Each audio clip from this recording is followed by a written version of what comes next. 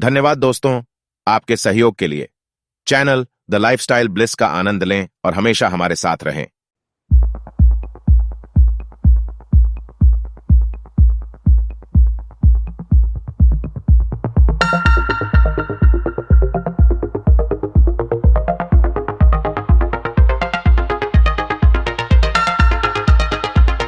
हमारे बीच भोपाल से चलकर मेजर जनरल साहब श्री श्याम श्रीवास्तव जी हमारे बीच उपस्थित हैं।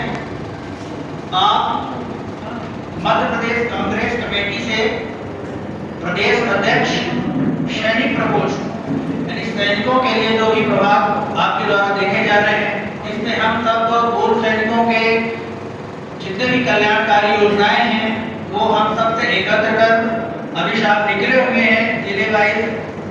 अगली आगामी हमारी जो सरकार बने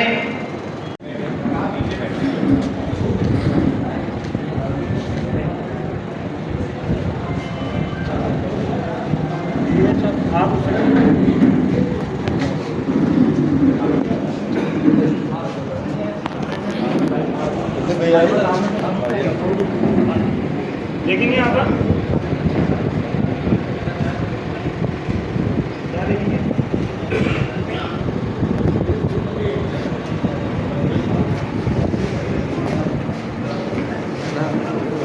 उसमें हम सैनिकों को वेलफेयर के लिए क्या क्या चीजें दे सकते हैं वो सब साहब अभी निकले हुए हैं। सब सैनिकों से रूबरू होकर के उनकी समस्याओं का हल करने के लिए आज की ये विशेष बैठक पूर्व सैनिकों के वेलफेयर के लिए आयोजित की गई है। मैं भी साहब के बारे में थोड़ा सा इंट्रोड्यूस करा दूं आप सबको। मेजर जनरल साहब सन 1978 में भारतीय सेना में शामिल हुए। उन्होंने कमीशन प्रशिक्षण तकनीकी स्नातकों के लिए शीर्ष स्थान हासिल किया और उत्तीर्ण होने के दौरान तकनीकी रजत पदक जीता। उन्होंने शनीवेल कैलिफोर्निया यूएसए से नॉन कॉम इलेक्ट्रॉनिक्स वॉरफेयर में सुपर स्पेशलाइजेशन किया है। इन्होंने कई कमान संभाली। उनकी सेवा के दौरान स्टाफ और निर्देश नियुक्ति की। उग्रवाद के दौरान उन्होंने नागालैंड में अपनी बटालियन की कमान संभाली। इन्होंने DRDL हैदराबाद में IGMDP एकीकृत निर्देशित मिसाइल विकास कार्यक्रम के लिए पूर्व राष्ट्रपति APJ अब्दुल कलाम जी के साथ पृथ्वी और अग्नि मिसाइल के नेतृत्व में गुणवत्ता आश्वासन के तहत काम किया।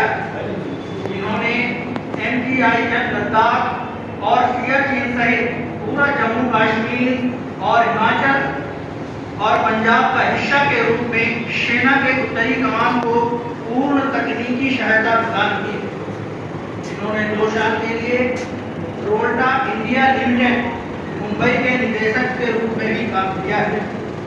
Major general Shyam Srivastava ji MACT MANIT में अपने कॉलेज वर्ष के दौरान खेल छात्र परिषद और वाद विवाद टीम में सक्रिय।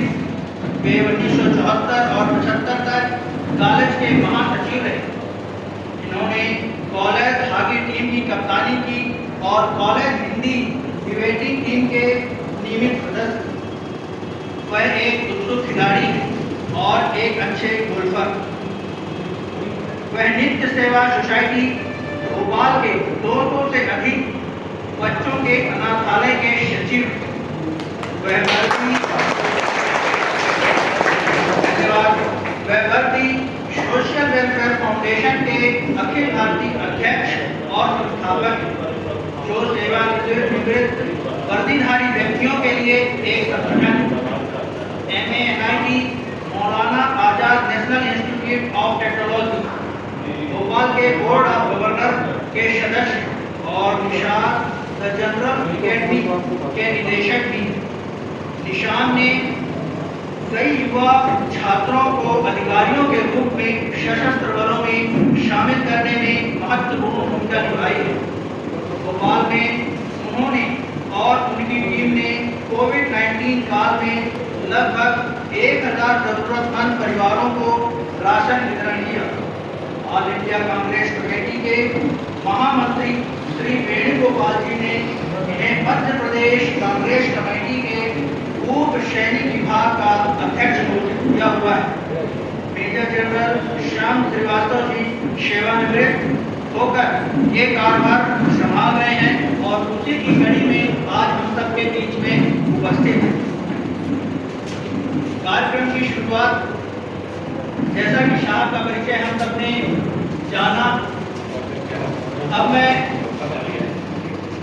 कार्यक्रम की अगली कड़ी में मुख्य अतिथि महोदय जी से अनुरोध करूंगा कि जैसा कि हम सब अपने सभी कार्यक्रमों की शुरुआत भारत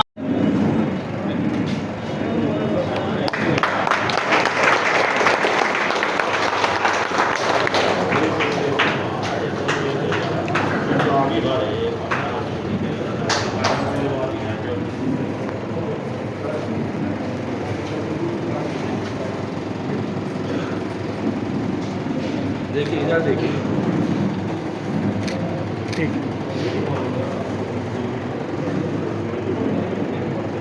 मेजर जनरल साहब का माल्यार्पण द्वारा स्वागत करें।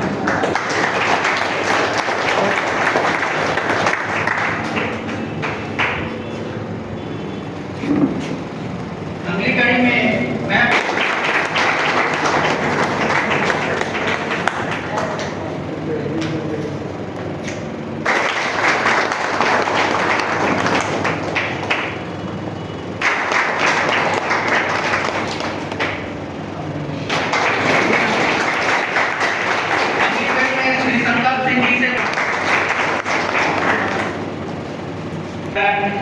कार्यक्रम को आगे बढ़ाने के लिए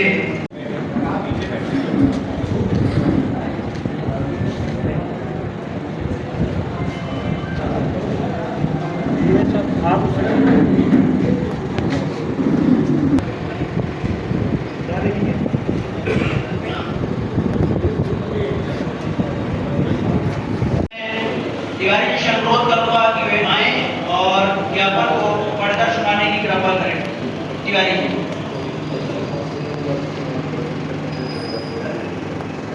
भारत माता की जय। भारत माता की जय। भारत माता की जय। मंच पर उपस्थित आज के कार्यक्रम के मुख्य अतिथि मेजर जनरल श्याम श्रीवास्तव जी एवं सम्मानित मंच, जो कि सभी का नाम लेने का थोड़ा वक्त कम है, मैं चाहता हूं अपने काम की बात आप सबसे हो जाए।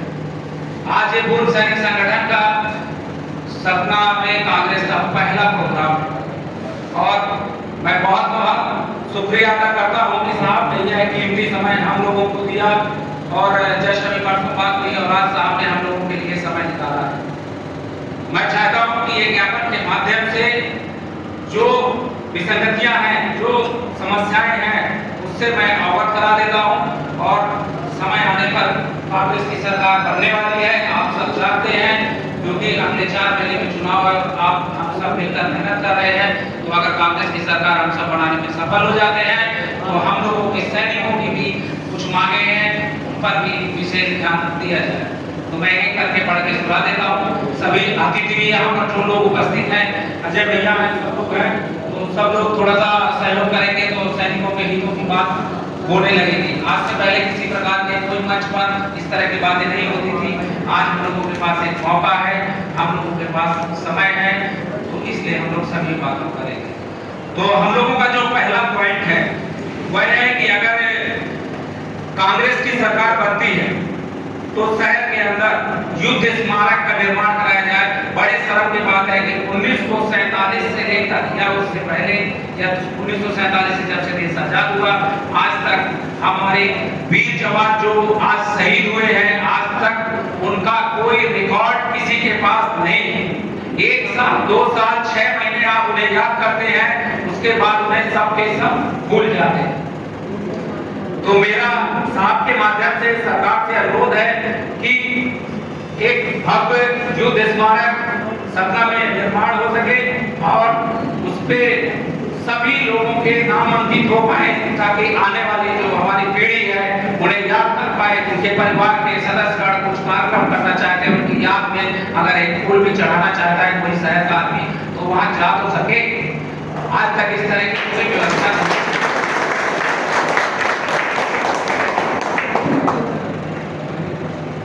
दूसरा मुद्दा है हमारा, शहर के अंदर लगभग 10,000 वर्ग फीट में सीएसडी कैंटीन तो होना चाहिए, क्योंकि 15,000 के लगभग हमारी आबादी है और हमें जबलपुर जाना पड़ता है। हमारी वीर नारियां हैं, वृद्ध हैं, वो जा ही नहीं पाते, तो जो सुविधाएं हैं वो हमें नहीं मिल पाती। उसका कारण ये सिर्फ एक है कि राज्य सरकार जमीन नहीं दे रही। हम लोग काफी दिनों से इनके पीछे आंदोलन कर रहे हैं, राज्य सरकारें जमीन नहीं देती और उस पर सीएसडी मिल नहीं पाती। इसके लिए मैं चाहूंगा कि जैसे ही केंद्र सरकार हमारी बने, आप ऑलरेडी कमलनाथ जी से बात करिए और हम लोग की इस मांग के लिए जमीन आवंटन करवा दीजिए। तो कम से कम 15,000 परिवार है, 15,000 लोग नहीं, 15,000 परिवार हैं, उनसे जुड़े हुए लोग हैं, तो उन लोगों को यह सुविधा सरकार के द्वारा मिलती है, वो आपके माध्यम से कमलनाथ जी से अनुरोध है कि ये हमें।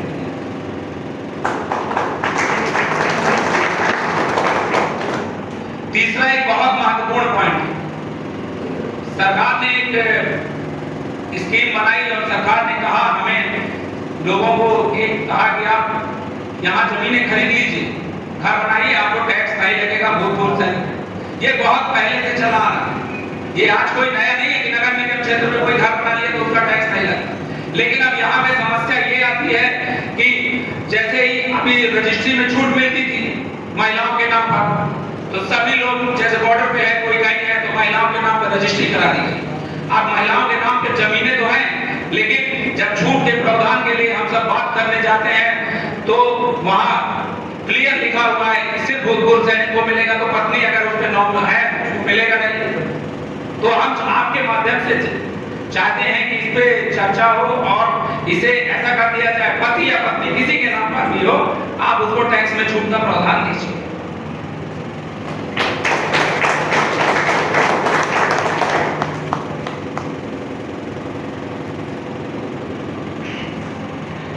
चौथा एक महत्वपूर्ण पॉइंट है कि कांग्रेस की सरकार बनने पर पुलिस भर्ती 2020 में, जैसा कि जनरल साहब को पहले से अवगत है, इस मामले पर उन्होंने बहुत लड़ाई लड़ी है, लोगों के ऊपर मुकदमे हैं, वो सारी जानकारी है साहब को। इसके बावजूद मैं यहाँ सबके सामने एक बार बता देता हूँ कि उस विसंगतियों में क्या क्या हुआ है। हमें कहा गया, सबसे पहले ये व्यवस्था थी कि अगर कोई सैनिक रिटायर होके आता है तो उसे 10% का एक कोटा रिजर्व रखा गया।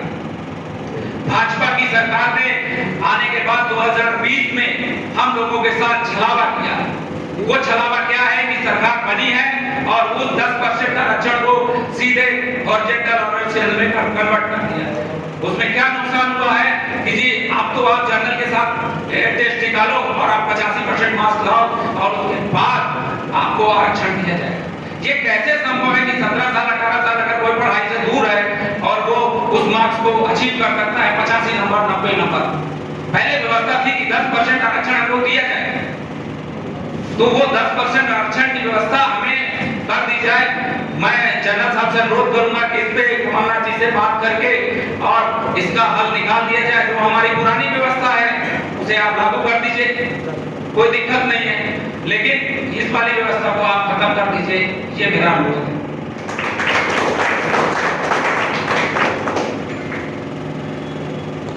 पांचवा बिंदु है, सरकार बनाने पर अगर सरकार आ जाती है हमारी, तो हमें 15% 10% से बढ़ाकर 15% आरक्षण कर दिया जाए।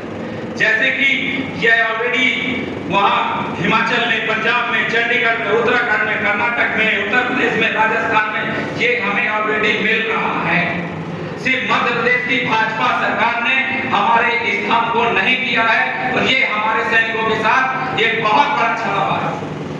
तो कांग्रेस की सरकार आने पर जनरल साहब के माध्यम से कमलनाथ जी से मेरा अनुरोध है कि बाकी राज्यों की तरह हमें भी 15% का आरक्षण दिया जाए।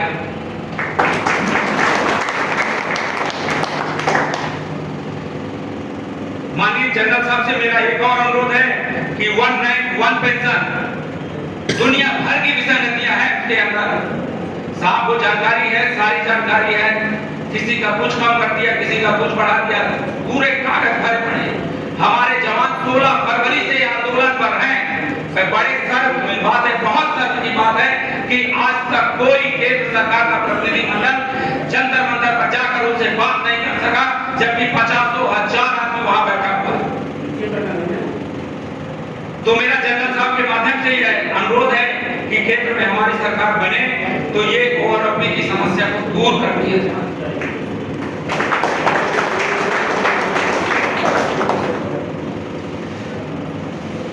सरकार जो वर्तमान की सरकार है उसने हम लोगों की बहुत सारी जन कल्याण की योजनाओं को बंद कर दिया है और धीरे धीरे उसे बंद कर रही है।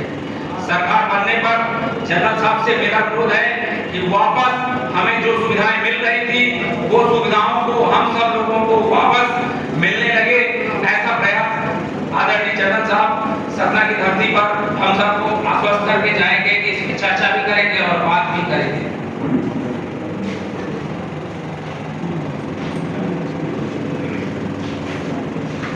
एक सामाजिक सुरक्षा का मामला है।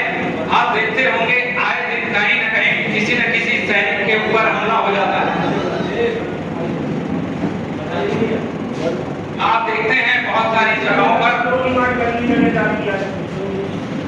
ऐसा होना चाहिए कि आपके लोग जो रिटायर होकर आए हैं उनकी सुरक्षा कैसे हो सके। तो मेरा ये पॉइंट था कि उनकी सुरक्षा की जिम्मेदारी सरकार के ऊपर होनी चाहिए कि समाज उनको कैसे सुरक्षित रख सके।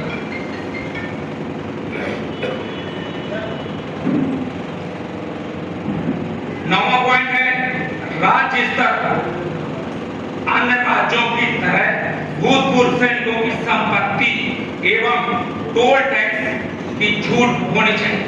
हमें टोल टैक्स में छूट थी, पहले भी छूट थी, लेकिन भाजपा की सरकार आने के बाद हमारे टोल टैक्स की छूट खत्म कर दी गई है। नितिन गडकरी साहब कहते हैं अच्छी रोड पे चलना है तो पैसा दो। अजीत सैनिकों को छूट थी और ये छूट जरूरी है, क्योंकि जब गोली चलती है, गोली मिलाते हैं तो कोई यहाँ पे कोई आदमी नहीं होता, सिर्फ सैनिक होता है, किसान का बेटा होता है, गरीब का बेटा होता है, वहां किसी बड़े आदमी का बेटा नहीं होता। तो अगर उसे ये सुविधा मिल रही थी तो उसे देनी चाहिए थी, बंद नहीं करना चाहिए था, क्योंकि वो कांग्रेस की गवर्नमेंट थी जिसने सुविधा दी थी, लेकिन भाजपा की सरकार आने के बाद उस सुविधा को बंद कर दिया। लगातार विभिन्न प्रकार की सुविधाओं को बंद किया गया, उसमें ये सुविधा बंद कर दी। आप धीरे धीरे सारी चीजों को खत्म करते जाइए तो कैसे कोई करेगा, कैसे संघर्ष करें। हम लोग हर चीज के लिए संघर्ष करना पड़ रहा है। तो माननीय जनरल साहब से अनुरोध है कि इस पर भी विचार करें और केंद्र सरकार को चिट्ठी लिखें या जैसे भी हो सके इसे करवाएं।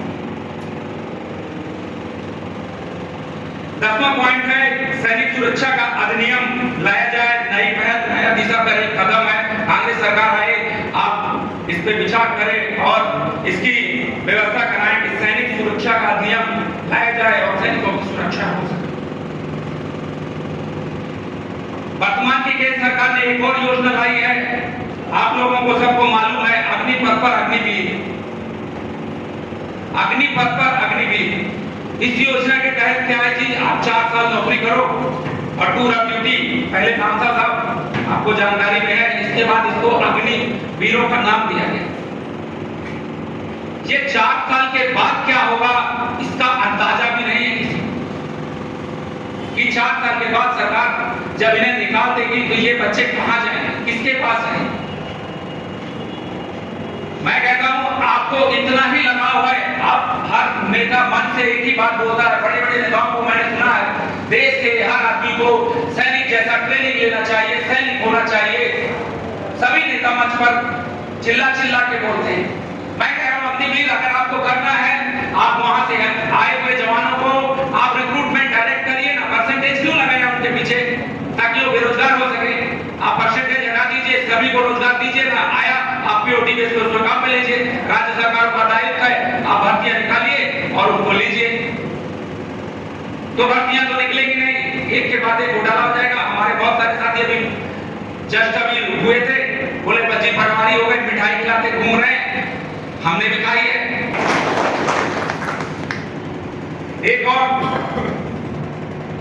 बड़े दुख के साथ बताना पड़ रहा है कि जितने भी औद्योगिक संस्थान हैं उसमें ठेकेदारी प्रथा है, सब ठेकेदार है उस पे सिक्योरिटी के लिए ठेका लेके सारी चीजों के लिए काम करेंगे। आप क्या करेंगे जी 25,000 रुपए पे मान लीजिए उदाहरण के लिए समझते हैं कि एक सिपाही को आपने 25,000 रुपए पे सिक्योरिटी के लिए दिया था। होता क्या है उसे आपने 12,000 या 13,000 के लिए वो दिए कि साहब आपको 12,000 दी। तो मेरा ऐसा मानना है कि सरकार बनने पे इसकी विशेष रूप से ध्यान दिया जाए कि भाई साहब कमीशन आप फिक्स कर लो कि आप 5% पे काम करोगे, 10% पे काम करोगे। अंधाधुंधा जो ये मार्केट से आते हैं लोग लोग वो हायर कर रहे हैं। आप एक बात सुनिश्चित कर लीजिए कि साहब इसमें 5% कमीशन है कि 10% है, ताकि सब लोगों को उनके परिश्रम के अनुसार धन मिल सके। आप परिश्रम तो करा रहे हैं लेकिन धन नहीं दे रहे हैं, कंपनियों से धन ले रहे हैं। आप ले रहे हैं 30,000 35,000 कंपनियों से ले रहे हैं, लेकिन आप इधर देने के नाम पे 15,000 दे रहे हैं, क्योंकि उसके लिए कोई नियम नहीं है। तो आप सीधा कह दोगे कि हम तो जितना देंगे, आपको करना है तो करो वरना मत करो। तो इसमें एक नियम की आवश्यकता है कि आपके लिए ये व्यवस्था है, आप जीतते हुए आपका काम है तो 1% डिसाइड करवा दीजिए। तो मेरी जनरल साहब से ये मांग है कि इसको थोड़ा गंभीरता से लिया जाए ताकि बहुत सारे लोगों का यहाँ पे भला हो सके। राज्य में कांग्रेस सरकार बनती है तो मेरा एक और निवेदन है, बहुत सारे पक्षों से हम लोग बात करके ये सारे पॉइंट बनाए हैं, थोड़ा सा समझने की जरूरत है। आप जी कोई कॉलोनी बनाइए, कुछ बनाइए, थोड़ा सा कोटा हमें भी दे दीजिए, ज्यादा मत दीजिए तो थोड़ा दे दीजिए, नहीं हो रहा सब्सिडी दे दीजिए, कुछ देके उन सैनिकों को, वीर नारियों को जिन्होंने अपने बेटों को, पतियों को गवाया, उन्हें थोड़ा सम्मान तो दीजिए। सब्सिडाइज रेट में आप दे सकते हैं कॉलोनियों को, नहीं दे सकते सब्सिडाइज रेट में आप पूरा दे दीजिए, जो आपकी व्यवस्था बन सके, लेकिन कुछ तो करिए। शायद 43 प्रकार की कोई व्यवस्था नहीं।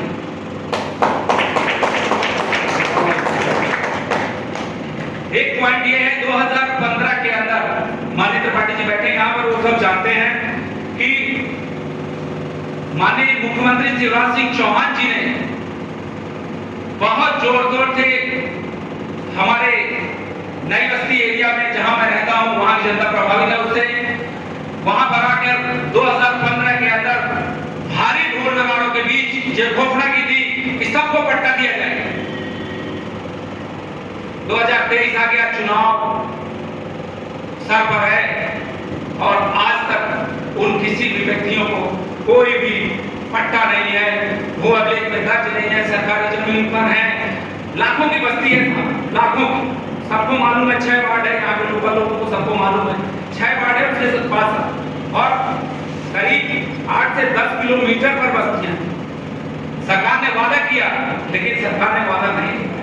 तो मेरा आपके माध्यम से ये भी निवेदन है कि उसे भू अभिलेख में आबादी दर्ज करा दी जाए, ताकि हमारे सब भाई जो उन लाखों लोगों जो वहां पे रहते हैं उन्हें एक सम्मान पूर्वक जीवन जी सके, क्योंकि उन्हें अभी भी लग रहा है कि कहीं सरकार का डोजर चला तो हमारा कट हो गया, तो वो ना हो पाए।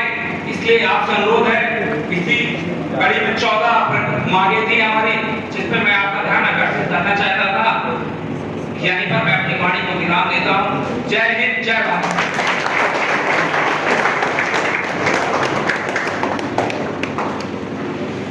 बहुत बहुत धन्यवाद।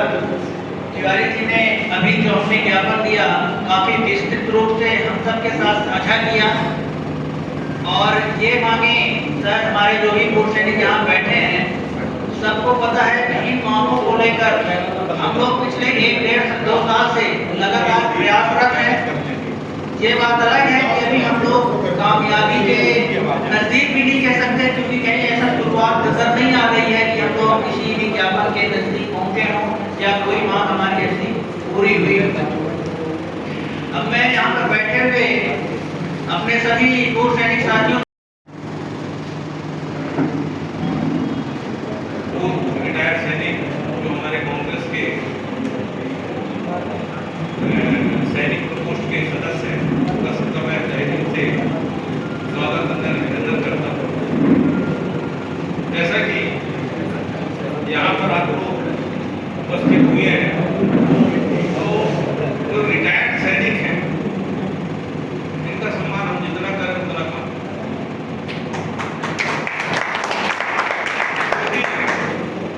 जब आप लोग बॉर्डर पे रहते हैं, देश की सुरक्षा में खड़े होते हैं, तभी हम चैन से सुन पाते हैं।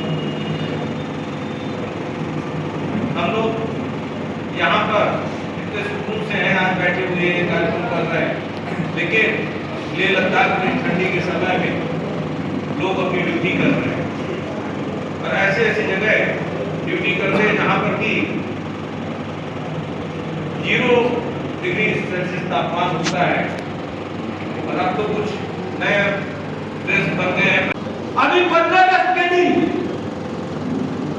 15 अगस्त के दिन जब जिला मुख्यालय में ध्वजारोहण हुआ तो शहीद परिवार की बहन का अपमान उस स्थल पर किया गया जहां पर प्रभारी। यह वो सरकार इस समय है। मैं इसलिए चर्चा करना चाहता हूं कि जो पेपर वाले जो मीडिया वाले बना दिए हैं कि केवल बीजेपी सैनिकों के विषय में सुनती है और समझती है। अभी आपने देखा हमारे जिला अध्यक्ष सत्येंद्र तिवारी जी ने बताया कि सारी सुविधाएं जो पहले से मिलती थी वो सारी सुविधाएं उन्होंने खत्म कर दी। वो सारी सुविधाएं उन्होंने खत्म कर दिया। नया तो दे नहीं सके, जो लिए थे उसको भी उन्होंने खत्म कर दिया और देशभक्त और राष्ट्रभक्त बने गए। मैं तो यही कहना चाहूंगी कि हम सबके मन में अपने अमर शहीदों और सैनिकों के प्रति वही भाव होना चाहिए जैसा कि मैंने पढ़ा था क्लास 4 में। पुष्प की अभिलाषा, मुझे तोड़ लेना बनवाली उस पथ पर देना तुम थे, मुझे तोड़ लेना बनवाली उस पथ पर देना तुम थे, मातृभूमि को शीश नवाले जिस पथ जाए वीर रहे। मैं अपने भारत देश के संपूर्ण वीरों को सादर श्रद्धांजलि समर्पित करती हूँ और यहाँ पर पधारे हुए अपने मेजर साहब से यही कहना चाहती हूँ कि जैसे कि हम सब भारतीय राष्ट्रीय कांग्रेस पार्टी परिवार के प्रत्येक व्यक्ति, प्रत्येक नेता चाहे सेवा दल से हो या किसी भी प्रकोष्ठ से हो। प्रदेश अध्यक्ष आदरणीय श्रीवास्तव जी एवं कार्यक्रम में उपस्थित पहली बार बोलेंगे जय हिंद, जय हिंद, जय हिंद, जय हिंद। एक बार अच्छा जय होना चाहिए। जय हिंद, जय हिंद। एक बार 2 बातें बताता हूँ आपको सेना के बारे में। आज अगर कहीं पर कोई भी आपत्ति आ जाए, बाढ़ आ जाए, सूखा पड़ जाए, दंगा हो जाए, आग लग जाए, लास्ट रिजॉर्ट जो होता है वो हमारा आर्मी होता है। और जब आर्मी जाती है तो आज तक की हिस्ट्री में ये जाना हुआ है कि सारी चीजें ठीक हो जाती हैं। और वो आर्मी क्या है? ये जो भूतपूर्व सैनिक यहाँ बैठे हुए हैं, यही वो आर्मी है। जब जिन्हें ऑर्डर मिलता है तो अपनी जान की परवाह किए हुए बिना उस काम को पूरा करने के लिए चले जाते हैं। दूसरी बात, हमारी जो आर्मी है वो विश्व की सबसे बेस्ट आर्मी है, किसी को शक नहीं होना चाहिए। इतनी सारी लड़ाइयां हमने लड़ी हैं।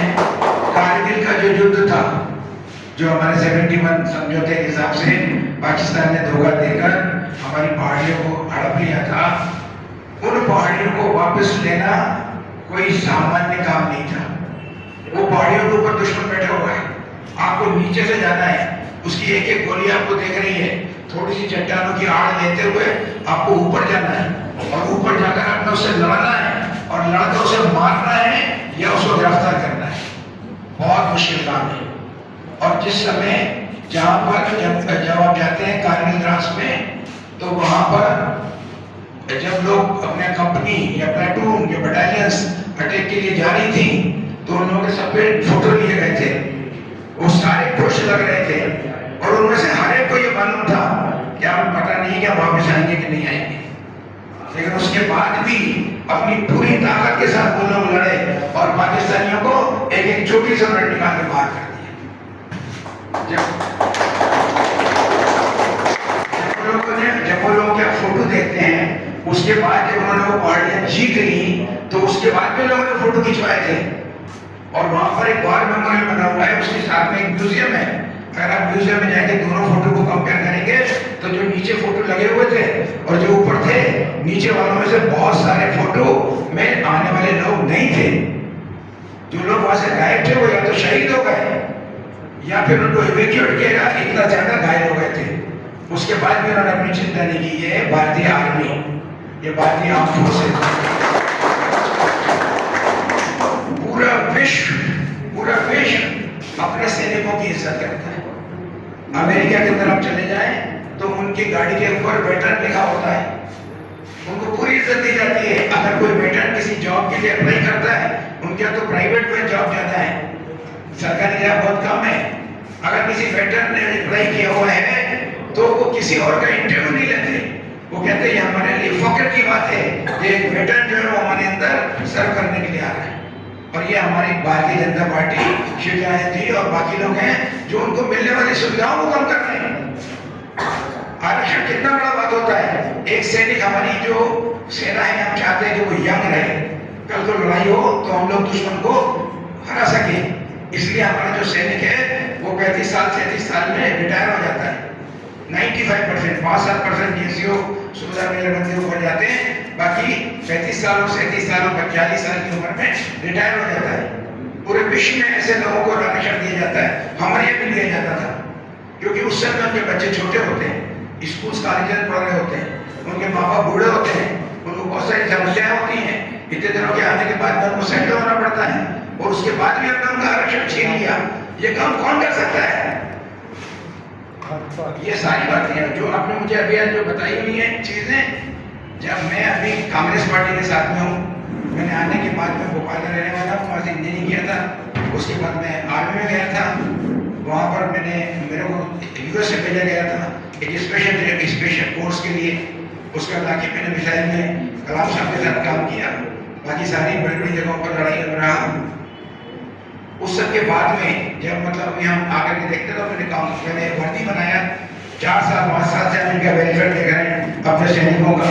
लेकिन मैंने को पता चला कि जब तक आप किसी राजनीतिक दल के साथ में जुड़े हुए नहीं है, तब तक आपके कामों को करवाना बहुत मुश्किल होता है। और कांग्रेस को मैं जानता हूँ, बीजेपी को मैं देख रहा हूँ, कांग्रेस से अच्छी कोई पार्टी नहीं हो सकती।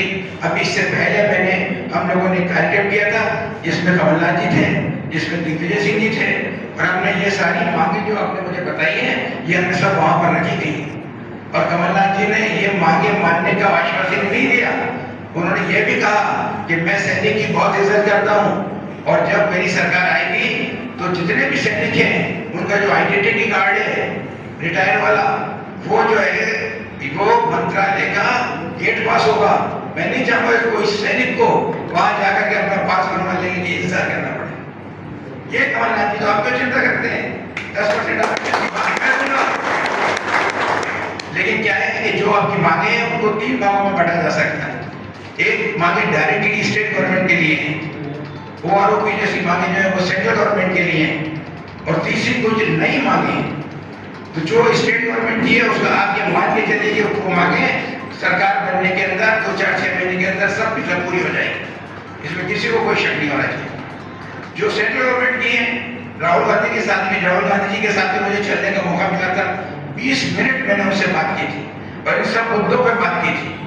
तो आपका अगर हमारी सरकार चैनल में आती है, जो कि इस बार पक्का आने वाली है, क्योंकि लोग जो है मोदी जी को समझने लगे हैं और उन्होंने सेना का सबसे ज्यादा दुरुपयोग किया है, ये बात हर सैनिक को पता चलने लगी है। और अभी उनका जो जादू है वो खत्म होता जा रहा है। तो फिर हमारी वहां पर भी सरकार आएगी, और जब हमारी सरकार केंद्र में आएगी तो आपके ओआरओपी जैसे जितने भी मसले हैं उन सब के ऊपर भी सारा का सारा आपको ऊपर वो मांगे भी पूरी कर दी जाएंगी। मैं आपके साथ हूँ माय डियर फ्रेंड्स, और आपके साथ रहूंगा, ठीक है? तो अभी आपको इनके ऊपर चिंता करने की कोई जरूरत नहीं है। संजय तिवारी जी, ये बातें हमने मुझे वहां भी करी थी, और मैं आज भी आपको विश्वास दिलाता हूँ कि ये सारी की सारी मांगे जो है ये बिल्कुल पूरी हो जाएगी। जहां तक आपके सैनिकों का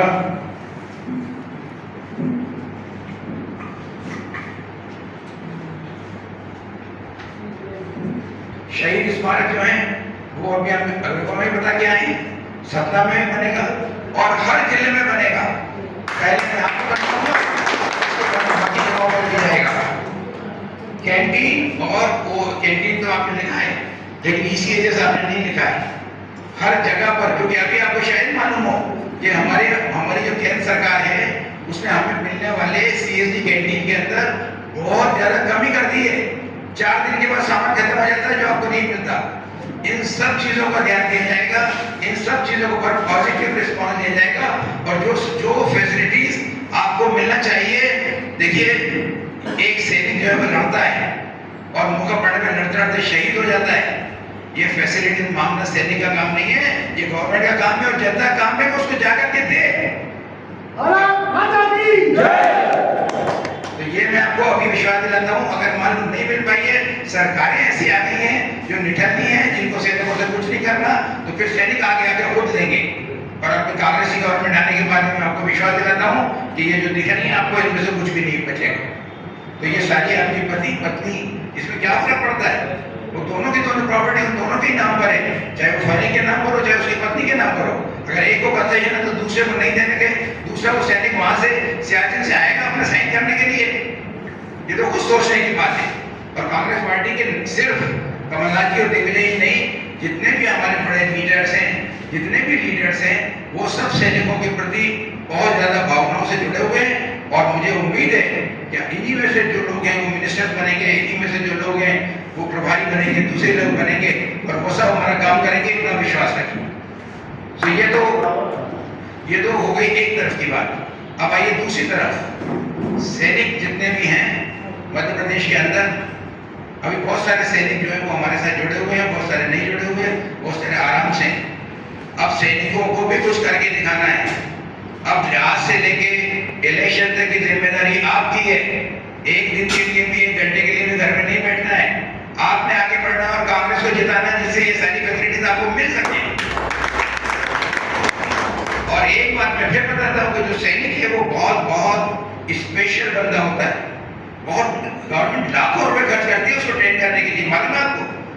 फिजिकली फिट करती है, मेंटली फिट करती है, सारे हथियार चलाना सिखाती है, बॉक्सिंग करना सिखाती है, इधर से उधर पता नहीं हर एक जगह को ले जाती है, सारी बड़ी बड़ी रिस्पॉन्सिबिलिटीज देती है। आप तो जो है वो अपने आप में बहुत बड़े वो हैं, लेकिन अब आप अगर अंदर ही खड़े रहेंगे तो ये सब होता रहेगा और आपको पता भी नहीं चलेगा। आपको बाहर आना है, बाहर आने के बाद में आपको इस इलेक्शन के अंदर पार्टिसिपेट करना है, इन सब लोगों की मदद करना है और इलेक्शन जितवाना है। जिस दिन आपने ये कर लिया, आप खड़े रहिए, आपकी मांगों के लिए पूछा नहीं जाएगा आपसे। जो जो आप डिजर्व करते हैं, इसमें चाहे लिखा हो चाहे नहीं लिखा हो, हर चीज आपको मुहैया कराई जाएगी। तो मेरा आप लोगों से यही निवेदन है कि अभी टाइम आ गया है, ज्यादा से ज्यादा सैनिकों को जोड़ना है। जितने भी सैनिक यहाँ पर हैं उन सबको इस बात के बारे में बताना है कि अगर तुम बीजेपी के साथ हो तो हमें बता दो बीजेपी ने तुम्हारे लिए क्या किया। जब तुम एग्जाम दे रहे थे तो उसने 10% कम किया, तुमने क्या किया उस समय? क्यों नहीं उन्होंने तुम्हारी बात सुन के तुम उनके पास जा रहे हो तो ये वापस कर दिए? कुछ नहीं किया उन्होंने। उसके बाद जिन लोगों ने आंदोलन किया उन पर धाराएं लगाकर अंदर कर दिए, जो अभी तक केस लड़ रहे हैं। तो उस बीजेपी के साथ आप कैसे सोच सकते जाने के लिए? ये एक अकेली आज का कार्यक्रम पूर्व सैनिकों के कल्याण से संबंधित जो हमारे जिला अध्यक्ष पूर्व सैनिक श्री संजय तिवारी जी द्वारा आयोजित किया गया, जिसमें आज के मुख्य अतिथि के तौर पर मेजर जनरल साहब श्री श्रीवास्तव जी यहाँ पे पधारे। उनके सहयोग में श्री मिश्रा जी जो कि कांग्रेस के जिला सतना अध्यक्ष हैं, वो यहाँ पे अपना समय दिया।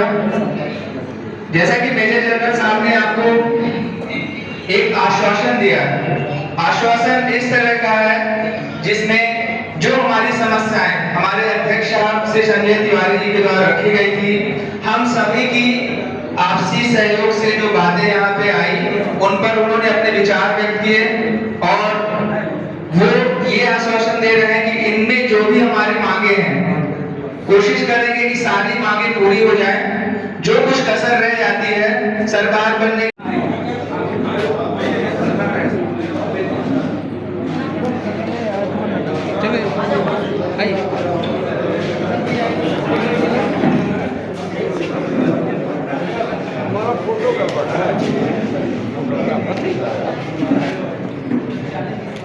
ये देखो